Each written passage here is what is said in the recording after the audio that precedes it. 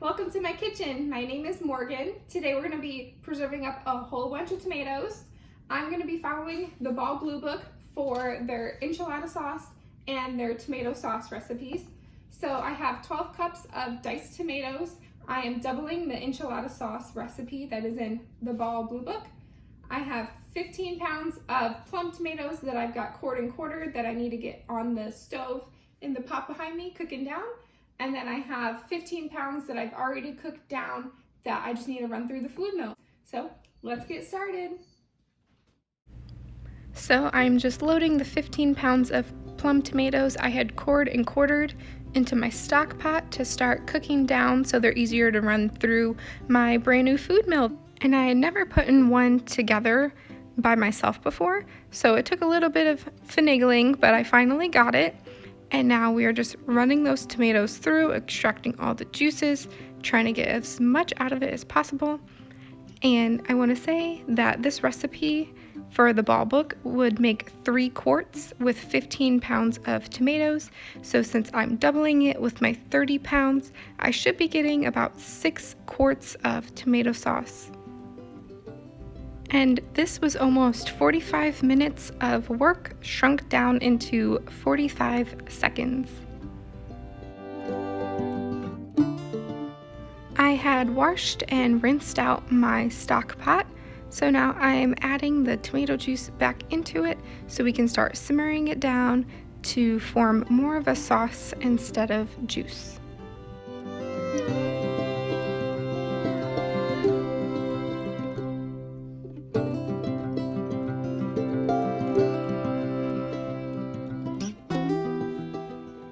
Alright, so this is a 22 quart stock pot and I have it filled about a little more than halfway with 30 pounds of tomatoes.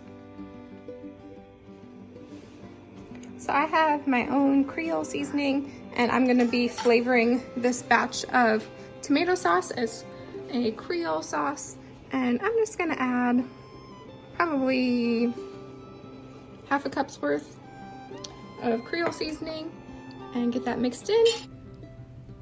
So fair warning, this took probably about 4 hours for it to boil down until I was happy with the consistency. And in the meantime, we are going to start on the enchilada sauce. So now we are just toasting our Ancho chilies. The Ball Book says to use New Mexican, but I couldn't find any, so we are just using Ancho chilies. And Ancho chilies are just dried poblano peppers. So you would use technically 24 New Mexican chilies, but with the Ancho chilies, I think I had about 22 in the bag, so I used all 22 of them. You technically could skip this step, but roasting them will just bring out more of a complex flavor and make your enchilada sauce taste better. Now I am going through and de-stemming and de-seeding all of the peppers that we had roasted.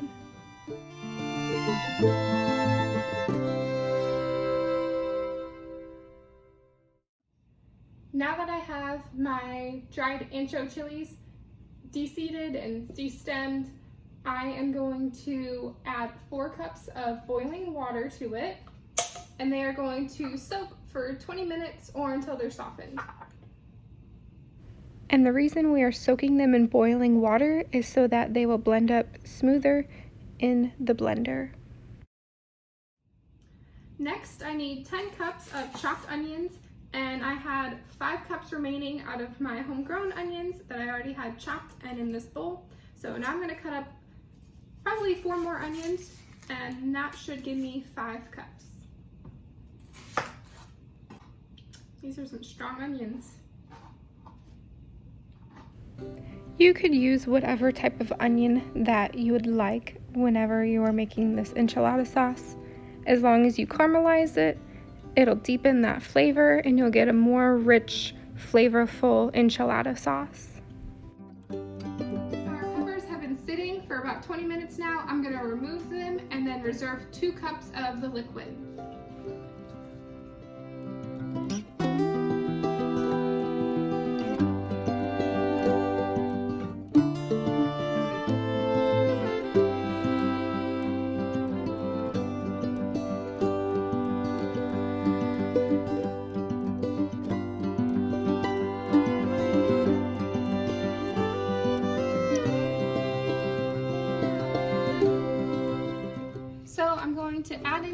my pot about a tablespoon or 2 of avocado oil.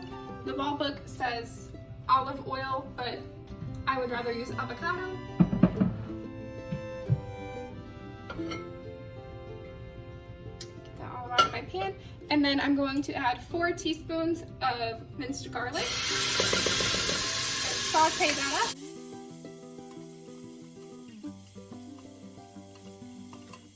And now I'm going to add my 10 cups of onions.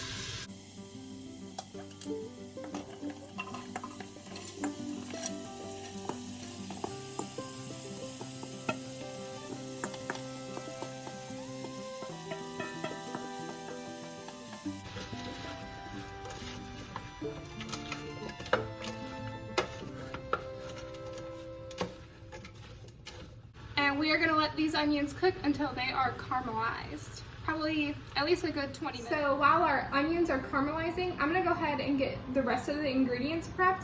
So I have my 12 cups of diced tomatoes, my 2 cups of reserved liquid, my chili peppers, and then I need to add dark brown sugar, salt, crushed red pepper, or ground red pepper if you have it, chili powder, and cumin.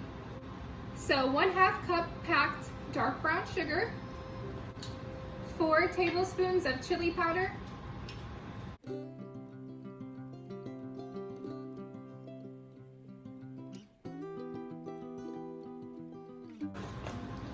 4 teaspoons of salt,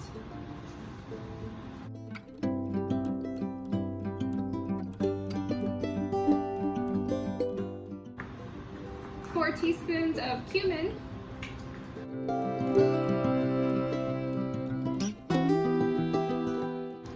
and 2 teaspoons crushed red pepper, or red pepper powder if you have it. Alright, we have all of our ingredients prepped. Now we just gotta wait for the onions to finish caramelizing. Our onions were nice and caramelized, so now I'm adding all of the ingredients into my pot. So I added the tomatoes, the reserved liquid, the peppers, and all the spices and sugar. And we are just going to mix it all around, and then we will be getting it in the blender.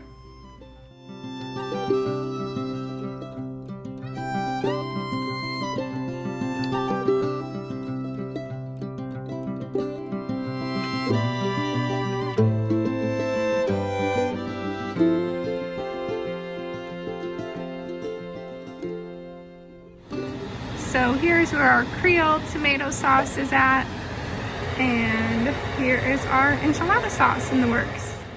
I had blended each batch for about 3 minutes, and one thing to keep in mind is your type of chili.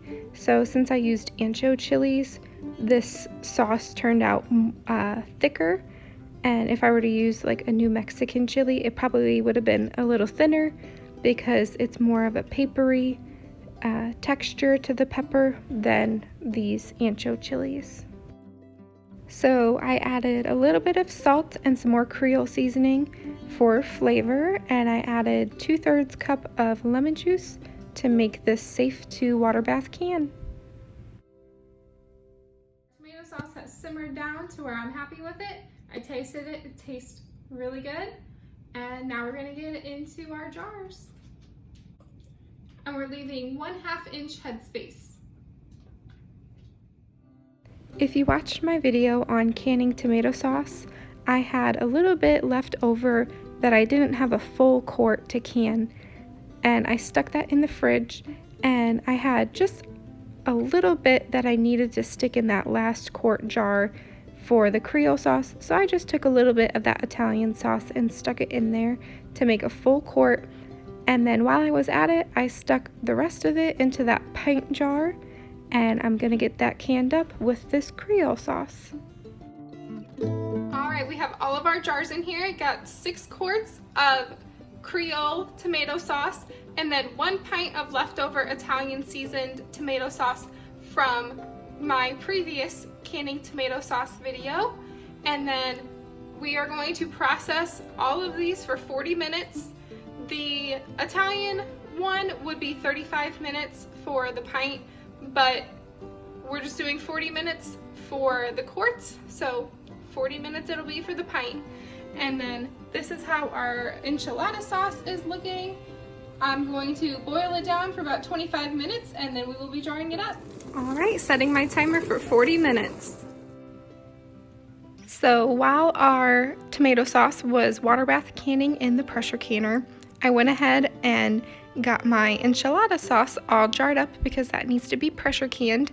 We went to 1 inch of headspace, so I'm just going through making sure to debubble really well and making sure my headspace is correct. Now we're wiping the rims down, and this was a really thick sauce, so I made sure to wipe my rims down really good, making sure there's nothing sticking on to them. And then we were going to go ahead and put the lids on, put the rings on, and we were putting them in the canner. All right, now that we have the jars in the canner, we are now just letting it vent for 10 minutes. That is that steady stream of steam coming out of the vent pipe. And after that 10 minutes of venting, we will put on our weight and we will let the pressure build to 11 pounds. And then we are going to be canning this for 50 minutes. So here you can see we are above 11 pounds of pressure, which is perfectly fine. You always want to be at or above your required pounds of pressure. You never want to drop below. If you were to drop below, you would have to stop everything and restart your entire canning session. So you'd have to start from the beginning. So now that we are above the 11 pounds of pressure, I had set my timer for 50 minutes. So I'm sitting here and babysitting my pressure canner, making sure it doesn't drop below 11 pounds. Our timer had gone off for the 50 minutes, so now all I'm going to do is turn off the heat and let it naturally release pressure until we hit 0 pounds of pressure. So now that we are at 0 pounds of pressure, I'm going to remove the weighted gauge. And careful, it is hot. So I always use a hot pad to remove it. And I'm just going to let this sit for probably 2 or 3 minutes, just until I don't hear any more steam escaping, and then I will remove the lid.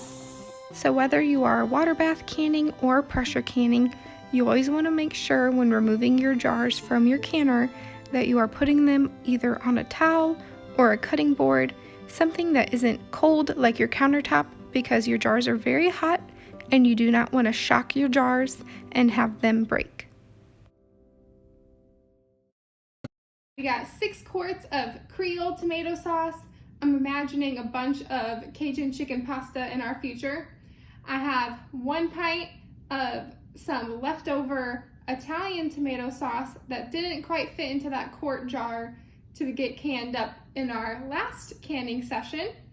And then I have 8 pints of enchilada sauce, with 1 that is gonna go into the fridge because we just didn't quite have enough.